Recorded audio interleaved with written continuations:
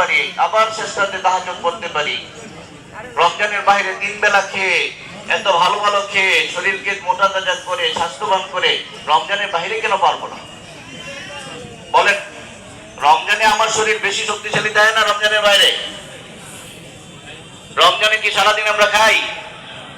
তো না খেয়ে এই ক্ষুধার্ত অবস্থায় যদি 5 ওয়াক্ত নামাজ আমাদের সাথে পড়তে পারি, সারাদিনের রোজার পরে সামান্য ইফতার করে যদি আমরা 20 রাকাত তারাবির নামাজ আমাদের সাথে পড়তে পারি, তাহলে রমজানের বাইরে আমি কি সেটা পারবো না?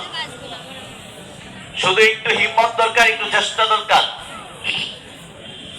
ইচ্ছা শক্তি দরকার। এই জন্য মোহতারাম হাজিরিন, রমজানের মধ্যে যে আমলগুলো আমরা যেভাবে করেছিলাম, 1 নম্বরে 5 ওয়াক্ত নামাজ।